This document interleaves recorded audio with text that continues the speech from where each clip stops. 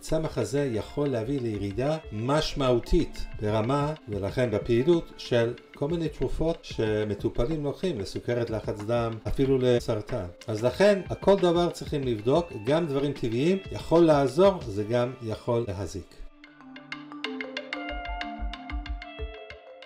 שלום וברוכים הבאים לפודקאסט המדע שמאחורי הריפוי הטבעי, פודקאסט שבו נשבור מיתוסים, נצלול אל עולם הרפואה המשלימה בעיניים מדעיות ונדבר על איך נכון לשלב בין הטיפול הטבעי לבין הרפואה הקונבנציונלית המקובלת. אני אביטל ואני שמחה לארח בסדרת הפודקאסטים הזאת את פרופסור נוח סמואלס, מומחה בינלאומי מוערך בתחום הרפואה האינטגרטיבית, רופא MD, מומחה ברפואה פנימית, מי שכבר למעלה מ3 עשורים מחבר ומשלב בין שני העולמות, עולם הרפואה המשלימה הטבעית ועולם הרפואה הקונבנציונלית המקובלת, והוא עושה זאת בדלת הראשית בשילוב מלא עם הרופאים והעולם הקונבנציונלית. אז שלום פרופסור סמואלס, שמחה מאוד שאתה כאן איתנו היום. שלום אביטל, אני מאוד שמח להיות איתך. אני אוסיף ואומר שאתה פרופסור סמואלס עומד מאחורי מאמרים רבים שפורסמו בכתבי עת רפואיים מהמובילים בעולם, ואתה גם מלמד את תחום הרפואה האינטגרטיבית, נדבר בהמשך בדיוק מה זה, מלמד סטודנטים, רופאים, אחיות, כל רחבי העולם. אז שוב, שמחה מאוד שאתה כאן איתנו. תודה אביטל, מאוד חשוב לי שהנושא הזה ייכנס בדלת הראשית, שהדברים הטובים, הטיפולים הטובים ברפואה המשלימה האינטגרטיבית, ישתלבו בטיפול הרפואי הממסדי, הקונבנציונלי, הקיים, המקובל, ובמקביל שהדברים הלא טובים, המסוכנים, שהם לא ייכנסו, שיוצאו ושנוכל בכך לאפשר למטופלים לקבל את מה שנקרא הטוב משני העולמות, the best of both worlds. אז בדיוק בנושא הזה, אני רוצה לפתוח דווקא בסיפור, שמתקשר למה שאמרת בדיוק עכשיו, לדברים הטובים והדברים הרעים, סיפור שמאוד הפתיע אותי ואולי שם דגש על החשיבות של קיום פודקאסט מהסוג הזה. אני סיפרתי לך מקודם מוקדם יותר על חברה שלי, שאבא שלה לא עלינו חלה בסרטן, והוא מקבל טיפולים כימותרפיים, ובנוסף, לצד הטיפולים הכימותרפיים הוא לוקח כל מיני תוספי מזון, כל מיני צמחים. בהתחלה זה היה נראה לה קצת מוזר, היא לא חסידה גדולה של עולם הרפואה המשלימה, אבל היא אמרה, בסדר, במקרה הכי גרוע זה יכול לעזור, להזיק הרי זה טבעי, זה צמחים, זה לא, להזיק זה לא יכול, אז במקסימום זה יעזור לו. והתשובה שלך כאן מאוד הפתיעה אותי, כי אתה אמרת לי, כמו שאמרת מקודם, יש את הטוב ויש את הרע, זה יכול מאוד לעזור, אבל זה יכול גם להזיק וצריך להיזהר. התשובה שלך הפתיעה אותי, אני חייבת לציין. אם יש כלל כזה שאומרים, אם זה יכול לעזור, זה גם יכול להזיק, וזה גם נכון לגבי העולם הזה של הרפואה המשלימה, וגם כולל בנושא של תוספי מזון וצמחי מרפא. אני תמיד אוהב להביא כדוגמה את צמח ההיפריקום, היפריקום פרפורטום, צמח הפרה, סנט ג'ונס וורט, הצמח של יוחנן הקדוש. אז ההיפריקום הוא צמח שבשימוש, תואר בשימוש לפני אלפי שנים אצל היוונים, אצל הרומאים, כצמח רפואי. בסוף שנות ה-80, בתחילת שנות ה-90 של המאה הקודמת, עשו על הצמח הזה הרבה מחקרים, במיוחד באנגליה, וראו שהוא מאוד מאוד עוזר, מאוד יעיל בטיפול בחרדות ודיכאון. עם תוצאות ממש מרשימות ברמה שווה להשפעה של התרופות הנוגדות דיכאון שהיו אז בשוק, והרבה יותר בטוח, עם הרבה פחות תופעות לוואי. הרופאים התחילו לרשום את הצמח, וזה טבעי לגמרי. הרופאים היו נותנים למטופלים שלהם למצבים של חרדה ודיכאון, במיוחד אלה שלא רצו תרופה קונבנציונלית, וזה ממש מוצלח וכולם התלהבו מזה. אבל מה? הייתה קבוצה של רופאים שטיפלה במטופלים שעברו השתלות, כליה ולב. והם התחילו לראות שהמטופלים האלה, שמגיעים אליהם, התחילו להציג כל מיני תופעות של דחיית האיבר המושתל. זה בא לידי ביטוי בכל מיני, בבדיקות דם, באקו לב ומצבים כאלה. והמטופלים האלה, הם לקחו תרופה שקוראים לה ציקלוספורין A או ציקלוספורין, והמטרה של הטיפול, התרופה, היא למנוע דחייה של האיבר המושתל, כי זה גוף זר. עכשיו, המטופלים הקפידו לקחת כל יום את התרופה במינון כמו שצריך, כי מאוד חששו שלהגיע לדחייה של האיבר המושתל זה ממש מצב מסוכן, ומה, יחפשו עוד כליה, עוד לב זה ממש מורכב. אז הם מאוד מאוד הקפידו. בכל זאת, הציגו מצב של דחיית האיבר המושתל. ואז הרופאים הלכו ובדקו את הרמה של התרופה הקונבנציונלית הזו, הציקלוספורין בדם. וראו שהרמה הייתה מאוד נמוכה. כלומר, למרות שהם לקחו אותה. הם לקחו, הקפידו מאוד, לא שכחו, ובכל זאת הרמה של התרופה ירדה בדם, ואז היא לא הייתה יעילה. ואז הגיעו למצב של דחיית האיבר המושתל. אז למה זה? למה בעצם? התברר שהמטופלים האלה עם הדחייה של האיבר המושתל לקחו בו זמנית ביחד את הצמח הזה, היפריקום, לחרדה ודיכאון. כי אז היה ממש להיט, אז כולם לקחו, לא כולם, אבל הרבה לקחו. ומטופלים, מושתלי כליה ולב, שלקחו את הציקלוספורין, התרופה הקונבנציונלית, וגם את ההיפריקום, הצמח, הטיפול הטבעי, התרופה הטבעית לחרדה ודיכאון, הם אלו שבאו עם תמונה של דחיית האיבר המושתל ועם הרמה הנמוכה מאוד של הציקלוספורין. למה? למה? אז בדקו, כמובן, בודקים, רוצים לדעת מה קורה, ומה שגילו זה ככה. הצמח עושה שני דברים, שתי פעולות, שמביאות לירידה של רמת התרופה הקונבנציונלית, הציקלוספורין בדם. אחד, הצמח מונע, ההיפריקום מונע ספיגה של התרופה הקונבנציונלית במערכת העיכול. אם אני לוקח כדור, זה נכנס למערכת העיכול, נספג נכנס למערכת הדם. והצמח ההיפריקום הטבעי מנע או הוריד בהרבה את הספיגה. עוד פעם, הצמח הוריד, הפחית בהרבה את הספיגה של התרופה. אז פחות תרופה נכנסת לגוף. ודבר שני שהצמח עושה, הוא מגביר את הפעילות של אנזימים בכבד שמפרקים תרופות. אז התרופה פחות נספגת, התרופה הקונבנציונלית הציקלוספורין, שאמורה להגן מפני דחיית האיבר המושתל, אז נספג פחות טוב וגם מתפרק יותר. ואז הרמה של התרופה הציקלוספורין הזו ירדה בדם. אז התרופה בעצם לא עובדת בגלל הצמח הטבעי. בטיפול הטבעי הזה, שהוא טיפול הצמח, ההיפריקום, נגד חרדה ודיכאון, הוא מאוד עוזר, והוא גם לא מסוכן, הוא מאוד בטוח, והרבה פחות תופעות לוואי מהתרופות הקונבנציונליות לדיכאון. אבל מה? במקרה הזה, כשלוקחים את ההיפריקום, הצמח הטבעי, יחד עם תרופה קונבנציונלית, הציקלוספורין, זה פשוט מביא לירידה ניכרת ברמה של התרופה בדם. ולכן, היום אני כרופא קונבנציונלי, אם אני מכניס למחשב, אני נותן להרבה מטופלים את ההיפריקום, צמח מעולה, תרופה ממש טובה, אבל כשאני מכניס את זה, וזה תרופת מרשם, זה מוכר, זה בסל. וכשאני רושם את זה במחשב, אני מכניס את ההיפריקום, אז פתאום קופץ לי חלון.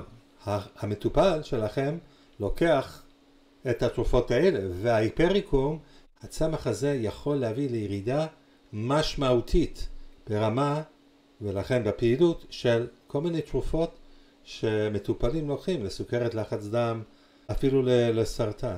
אז לכן, הכל דבר צריכים לבדוק, גם דברים טבעיים, יכול לעזור, זה גם יכול להזיק. מה שממחיש איך דברים טבעיים יכולים באמת לעזור, אבל גם להזיק אם אין את הידע הנכון. יש לך אולי דוגמה מהפרקטיקום האישי שלך, סיפור ממקור ראשון שאתה יכול לספר לנו על מצב שבו משהו טבעי גרם כביכול לנזק? לצערי יש לי יותר מדי סיפורים כאלה. גם בהיותי רופא אינטגרטיבי, אז אני נכנס לעומק עם מטופלים, אנחנו מדברים הרבה על כל הדברים שהם או שהם עושים, או שעשו, או שהם חושבים לעשות, שוקלים לעשות, ולכן באו להתייעץ איתי. הייתה לי מטופלת, הגיעה אליי אישה בת 72, הגיעה לייעוץ האינטגרטיבי עם הבן שלה, בליווי הבן שלה. היא אובחנה לפני כן עם סרטן מעי הגס, התחילה טיפול כימותרפי.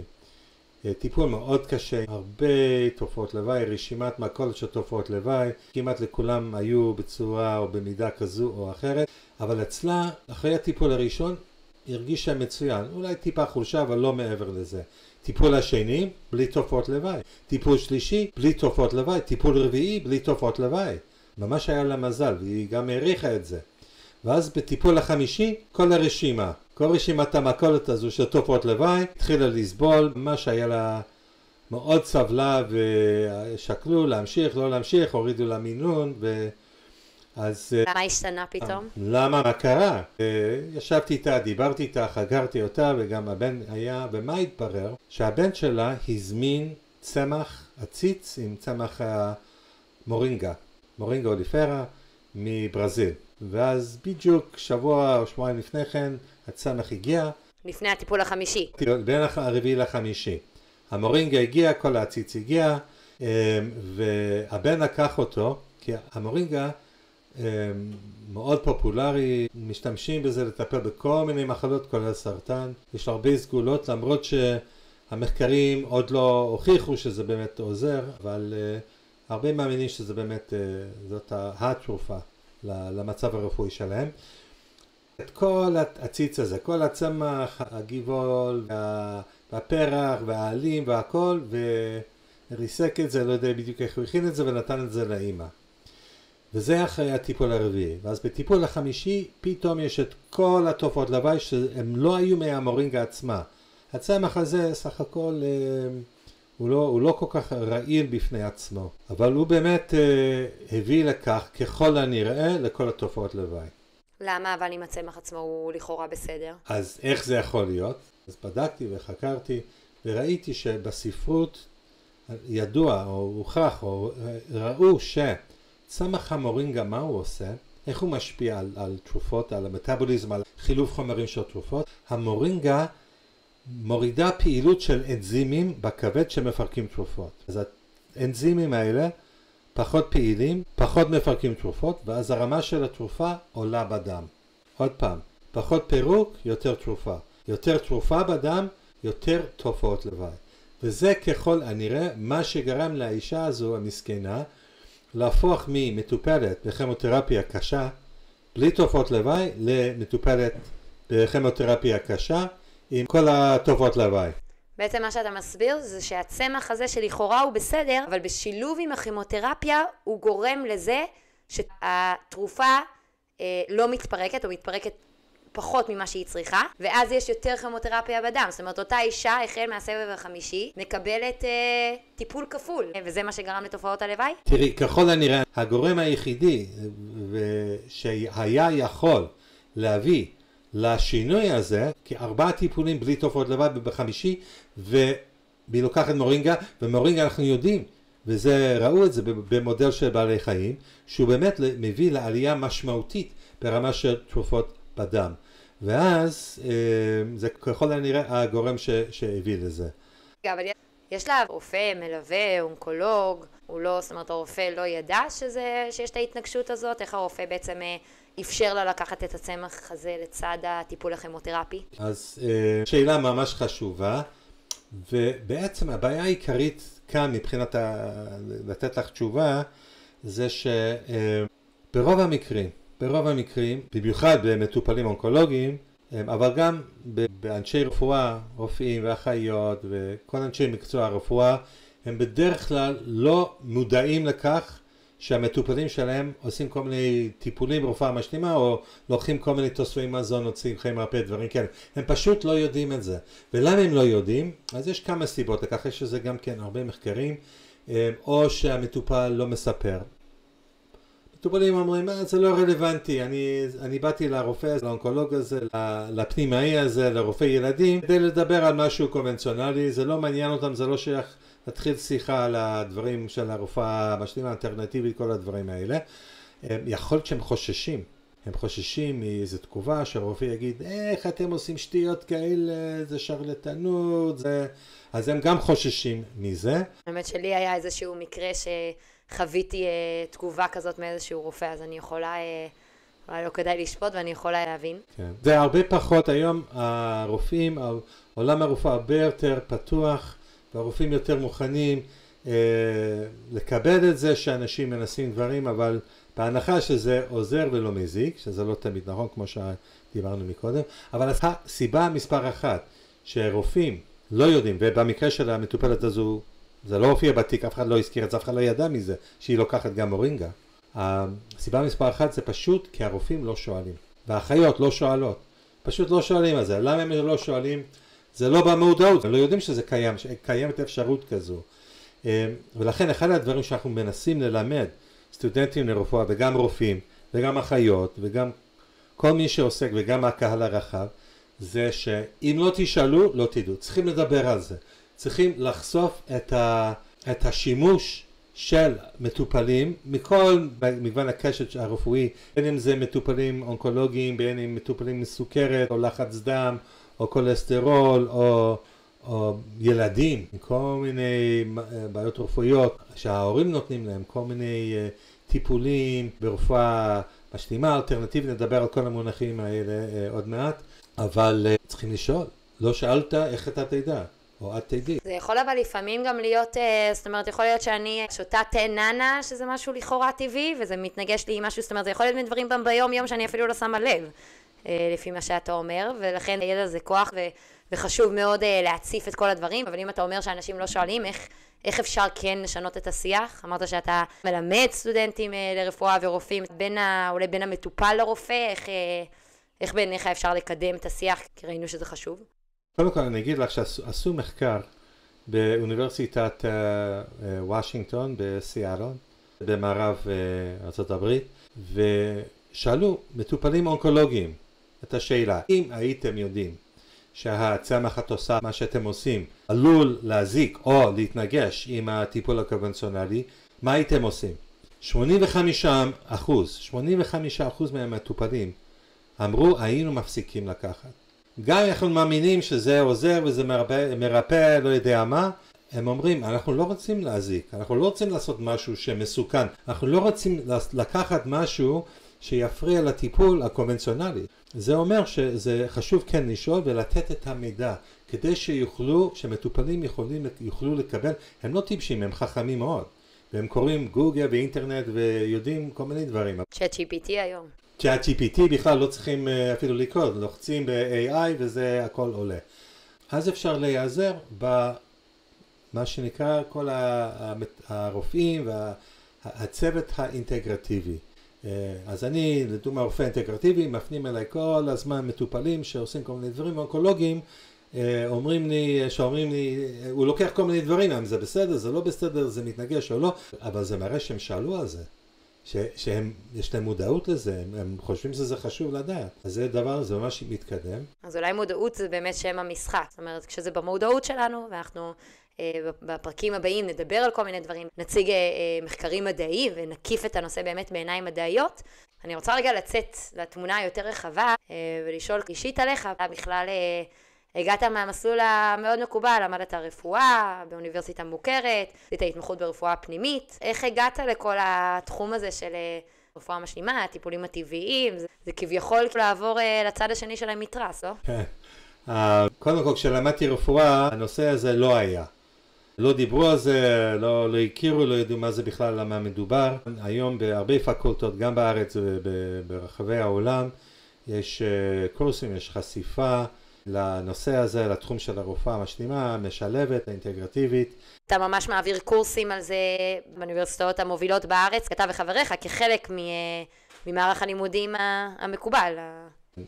יש לנו גם בארץ וגם בחו"ל, יש גם לימודי חובה, יש גם קורסי בחירה. אחד הנושאים, אפרופו מה שדיברנו מקודם, זה על התקשורת. איך לדבר על זה? אז ברגע שסטודנט לרפואה שומע שיש דבר כזה, אז הוא כבר לוקח את זה הלאה, הוא כבר, או היא כמובן, הם לוקחים את זה הלאה לעבודה, לסטאז', להתמחות, לתת התמחות, להוראה, אז הם מודעים לזה שדברים האלה קיימים. אז זה המטרה שלו. כשאני למדתי רפואה, לא ידענו מה זה ולא כלום. אז עכשיו, לקראת סוף ההתמחות שלי ברפואה פנימית, אמרתי, חייב למצוא תת התמחות. כן, לא יכול להיות אימהי בלי תת התמחות. אבל לא כך ידעתי למה, אני מאוד אהבתי בזמנו את הפולמונולוגים, הרופאי ריאות.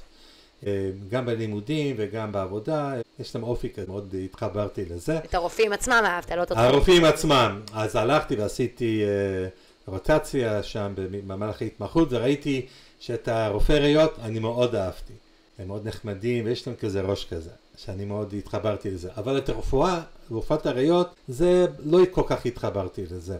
אז הייתי ככה בלימבו, לא ידעתי בדיוק איך להתקדם, ואז אשתי ראתה מודעה בעיתון הרפואה של ההסתדרות הרפואית, שיש קורס בלימודי המשך, ברפואה סינית, לרופאים. ואני לא יודע איך עשיתי את זה, מצאתי את הזמן, אז עשיתי את הקורס הזה שנתיים עם עוד קבוצה של 20 ומשהו רופאים.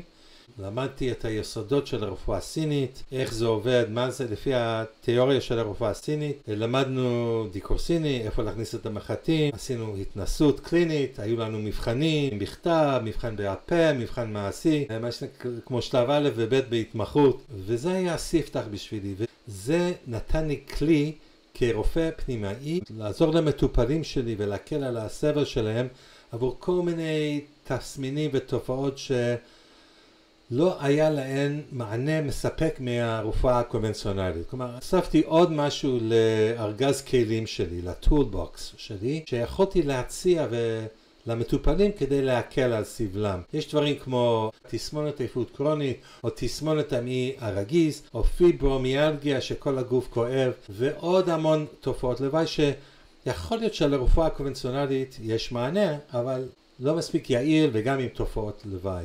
הבנת שזה נותן לך את האפשרות לשלב בין שני העולמות, העולם הקונבנציונלי המקובל, העולם המשלים, ואז מרחיב את ארגז הכלים שלך ויכול באמת לתת מענה הולם יותר. אתה מתעסק ועוסק בתחום הרפואה האינטגרטיבית. אני חייבת לציין שזה מונח שאני מעולם לא הכרתי, זאת אומרת אני שמעתי על רפואה אלטרנטיבית, רפואה משלימה, רפואה אינטגרטיבית זה לא משהו שהכרתי, אז אני אשמח אם תוכל באמת להסביר לנו מה זה מה ומי זה מי, ונתחיל אולי מרפואה אלטרנטיבית. מה זו רפואה אלטרנטיבית? כן, אז אני מסכים שבאמת זה חשוב להגדיר מהם שלושת המינוחים האלה, כי ההבדלים הם מאוד מהותיים. אז רפואה אלטרנטיבית, רפואה חלופית במקום. מדובר בטיפולים שהם לא הוכחו כיעילים, עם פוטנציאל לעזור ולהקל ולשפר מצב רפואי, או שאולי זה טיפול שכן נמצא כמו דיקור סיני לכאבי גב, אז יש מחקרים שמראים שזה עוזר, אבל המטפל או הרופא האלטרנטיבי מציע את זה כחלופה, כטיפול יעיל, לא יודע, לרפא סרטן. אז זה אלטרנטיבי. המסגרת, המיקום של הטיפול הוא גם מחוץ למסגרת הקונבנציונלית, המקובלת, הממסדית. בדרך כלל טיפולים האלה ניתנים במרפאות קליניקות פרטיות, וזה אולי הדבר הכי משמעותי. הטיפולים האלה מוצעים כחלופה, כאלטרנטיבה, טיפול במקום הטיפול הקונבנציונלי. הרבה פעמים במסגרת כזו האלטרנטיבית, הרופא או המטפל יגידו, תשמע, אל תעשה את הניתוח, הניתוח הזה הוא ממש מסוכן וזה לא ניתוח שמתאים לך או לך. אל תיקחו את הכימותרפיה, זה רעל, זה מזיק. תיקחו את הצמחים, את התוספים שאני מציע, וזה מה שירפא את המחלה. אז זה מסגרת אלטרנטיבית, כמעט ולא רואים את זה היום, ויש עדיין הרבה, ויש גם רופאים שהם עברו לצד השני, והם אומרים, כן, אל תעשו ניתוחים, אל תיקחו תרופות. עכשיו, המסגרת האלטרנטיבית היא, כמו שאתה אומר, היא לא הוכחה, או יכולה להיות מאוד מזיקה ומאוד מסוכנת, ואנחנו יודעים שברפואה הקונבנציונלית המקובלת, לא סתם זה מה שממשיך איתנו עשרות ומאות ואלפי שנים, יש בזה אמת, נכון? צריך להשלים את זה. זאת אומרת, המסגרת האלטרנטיבית, החלופית, היא באמת יכולה להיות מאוד מזיקה, וכאן מגיע המקום של המסגרת של הרפואה המשלימה. מהי רפואה משלימה? כן.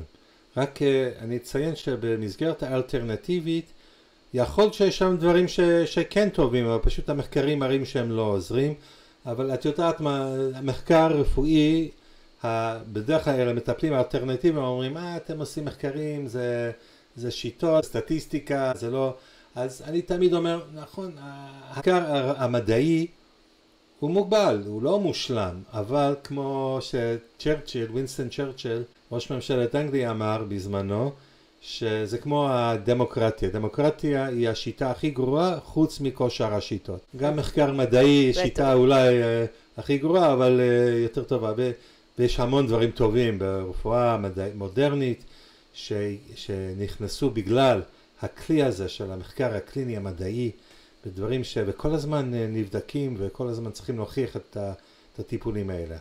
רפואה משלימה, complementary medicine, טיפולים לכל מיני מצבים רפואיים, הראו שטיפולים האלה גם טובים וגם עוזרים וגם לא מסוכנים, ותוספת ממש יפה ויעילה לטיפול הקונבנציונלי המקובל. זאת אומרת, באים להשלים, לא לבוא במקום, לא רפואה אלטרנטיבית שמגיעה במקום, משלימים את הרפואה הקונבנציונלית, הולכים ביחד במקומות שהרפואה הקונבנציונלית לוקה בחסר, הם באים ובעצם משלימים אותה ונותנים לנו את התמונה הרחבה. לכאורה זה נשמע מושלם, זאת אומרת, למה צריך עוד משהו? זה טיפול מעולה, זה מסגרת ממש טובה. אני תמיד מביא לדוגמה, נגיד מטופל מגיע אליי, יש לו כאבי גב תחתון. אני שולח אותו לאורתופד, אורתופד בודק, שולח אותו לפיזיותרפיה. פיזיותרפיה עושה טיפולים וממליץ על מטפל בדיקורסיני. אבל המטפל הזה הוא נמצא מחוץ למסגרת הקונבנציונלית. המטפל או המטפלת הם עובדים באיזה קליניקה, יש שם טיפולים, הטיפולים מאוד עוזרים, אבל אין שום רישום בתיק הרפואי. אני והאורתופד והפיזיותרפיסט, אנחנו כולנו מחוברים זה עם זה. גם המחשב, גם אולי פיזית, עובדים באותו מקום, בבית חולים או במרפאה, אבל אין לנו קשר עם המדקר, עם המטפל בדיקורסיני, שהוא מחוץ למסגרת. זה המסגרת של רפואה משלימה, שהיא באה להשלים, אבל היא מחוץ למסגרת. וזה מה שהרפואה האינטגרטיבית מגיעה להשלים? זאת אומרת, זה מה שהיא באה לפתור, את הבעיה הזו? המסגרת הזו, שנקראת רפואה אינטגרטיבית, משלבת, integrative medicine, אז זה בעצם זה רפואה משלימה, אבל הטיפולים ניתנים בתוך המסגרת הקונבנציונלית. לדוגמה, אני עובד במכון אונקולוגי, קונבנציונלי, הרופאים והצוות הרפואי, אחיות, עובדות סוציאליות, הצוות מפנה אליי מטופלים למתן ייעוץ, הטיפולים שלנו ניתנים בתוך הבית חולים, דיקורסיני, טיפולי מגע, מיון מודרך, כל מיני שיטות טיפול ניתנים, כל הטיפולים ניתנים בתוך המסגרת הקונבנציונלית, הטיפולים רשומים בתוך התיק הרפואי של המטופל, יש הלוך ושוב עם הצוות הרפואי, אני מעדכן אותם, הם מעדכנים אותי, אנחנו עובדים ביחד, אנחנו עושים מחקרים ביחד, אנחנו מלמדים סטודנטים לרפואה ביחד. הכל הזה ביחד, גיאוגרפית, וגם איך שהצורת ההתנהלות, שכולנו ביחד עובדים בשיתוף, וזה גם מופיע בתיק הרפואי, זו המסגרת האינטגרטיבית המשלבת, וככה צריך להיות, אבל זה לא תמיד מתאפשר מכל מיני סיבות לוגיסטיות, תוך רצון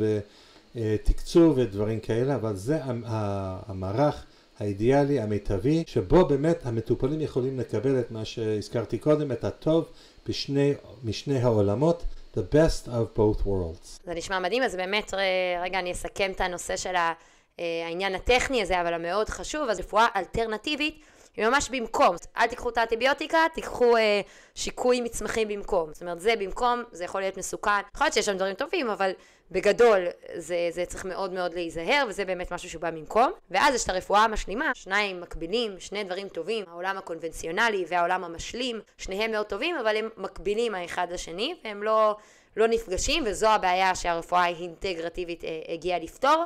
בעצם הרפואה האינטגרטיבית, לפי מה שאני מבינה ממך, משלבת ביניהם. זאת אומרת, מעניקה מקום לרפואה המשלימה ולטיפולים המשלימים, אבל ממש בתוך, כחלק אינטגרלי מהרפואה הקונבנציונלית. ואולי זה באמת הפתרון הנכון, ולשם אנחנו כולנו צריכים לחתור. אני רוצה להודות לך מאוד, פרופסור סמואלס, על הידע ששיתפת כאן. אני מאוד מחכה לשיחות הבאות שלנו. פתחת לנו את הדלת לעולם מופלא של הרפואה האינטגרטיבית, עכשיו הבנו מה זה אומר, ואני אשמח מאוד בשיחות הבאות להיכנס בדלת וממש להבין מה המחקרים אומרים ולפתוח את העולם הזה עוד יותר. אז אני מודה לך מאוד שהיית איתנו היום. תודה אביטל. תודה לכולם.